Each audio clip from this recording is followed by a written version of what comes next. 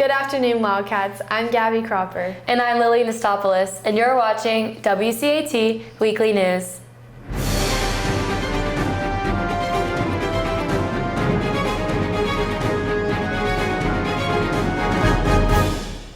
Lily, I can't believe next week is your last week at Westminster.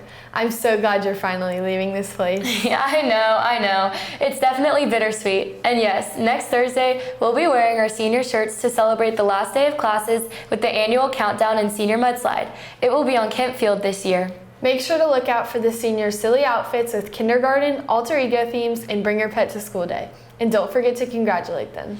Wow, time sure does fly. To celebrate the culmination of their hard work over the year, yesterday, all of the Westminster Fellows presented their final projects at the Fellows exhibition in Barge. Let's go check out the action. Alright. Now, this is kind of like a handwriting machine called pen plotters, which already exist, but they're super specialized and they're very expensive. They range from $300 to over $1,000. So I was thinking, this whole Ender 3 frame, the 3D printer itself, is under $200. It's like $150. So what if you could print an attachment to the 3D printer that transfers it into a pen plotter? Civic Engagement Fellows 1 has two components to it. We work on grants, but we also have a final project at the end of the year where we really try to bring together multiple sustainable development goals to tackle a project that we all feel proud of and that has a big noticeable impact on the Westminster community or Atlanta community. The first component of Civic Engagement Fellows is the grants. Students can submit grants and request for either affinity groups, co-curriculars, or independent endeavors money where then we can fund noticeable differences within the Westminster community through different initiatives. We're presenting our civic engagement posters. This is mine.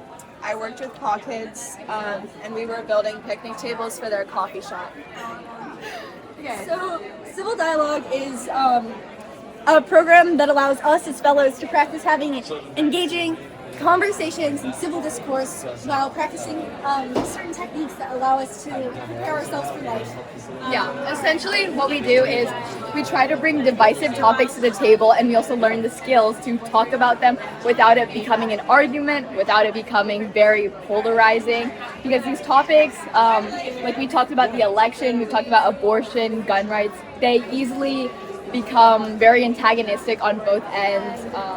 Our goal is to help fellows and people outside of the fellowship learn to have conversations by taking winning off the table, and also to recognize our subconscious logic, fallacies, and biases. Thanks. We're proud of all of your hard work. Looking forward to next year. Wait, what? Let's get through this year first. But next year's JanTerm Global Program applications are already open. The deadline to submit them is tomorrow, Friday, so hurry to get your application in. The application links are in the Wildcat updates. I can't believe it's already time for y'all to sign up. The donor-funded programs include the Apostles to Altars Greece JanTerm, the Mount Kenya Exchange Program, and the trip to Guatemala. And this year, there are fee-based programs, which opens the door to so many more opportunities. The Culture of Clothing JanTerm will travel to Paris, while the Passionately Curious JanTerm studying physics will head to Germany and Switzerland. The Picture Roma Painting JanTerm will be taking a trip to Italy, and the Voices of Resilience will go back to Poland and the Czech Republic. Gabby, are you applying for a global JanTerm? I really want to go to the Greece with the Apostles to Altars JanTerm. That sounds amazing. Again, make sure to sign up by tomorrow. Just like JanTerm, lots of our sports teams are traveling for state playoffs. Let's go to Kate and Jack for everything Wildcat sports.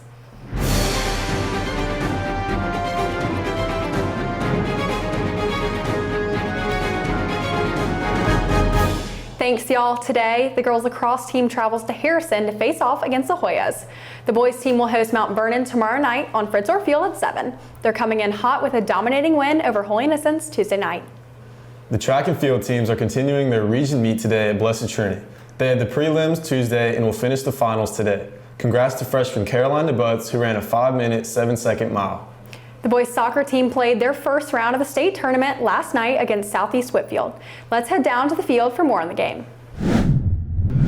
I'm Adi with WCAT, and I'm here with Sam Weiler, star of the soccer team. What do you have to say about today's game? We performed really well against like a good, tough opponent first round, Southeast Whitfield. We played really well defensively, winning a lot of aerial balls, and moved up to the final third really well. So yeah. What are you guys looking forward to in the next couple rounds of playoffs? We're really looking forward to a high level of competition. Of course, as we progress through the tournament more and more, we play higher levels, and we hope to eventually get to the championship. Yeah, you love to hear it. Thank you, Sam Weiler, and back to you guys in the studio. The girls and boys golf teams were away yesterday competing in the area tournament at Double Oaks Country Club. Gavin Rivas has more on the match. Yesterday, the Westminster varsity boys and girls golf team went over to Double Oaks to play in the area tournament. The boys team, we had a great showing, led by Bo Carey with a 72, a 73 by Jake Kircher, a 75 by myself, and a 77 by Minjun Choi. This was the team's best score all season, and we're proud to have done it on the day it mattered to advance to sectionals. The Westminster girls golf team played some great golf. They actually won their area tournament, and Jesse Young won the individual champion with a score of 70, and then followed closely behind by Sophia Yin, who shot 75. Speaking of area, the gymnastics team had their state prelims meet last night at Buford. Here are the girls with more. Hey y'all, we had a super good day today at prelims. We had a lot of PRs and we ended in the top 4, so we'll be going back for state finals on Friday. Thanks, y'all. The baseball team played a doubleheader last night against Allatoona for the first round of state. Let's check in with the results. Last night, Westminster baseball headed up to Allatoona to compete in the first round of GHSA playoffs. They took on the Allatoona Raiders, what was a closely fought doubleheader where the Cats ended up on the wrong side of things in both games. They lost game 1 2-0 behind a strong pitching performance by Wyatt Garfinkel and fell to end the season 10-2 in game 2.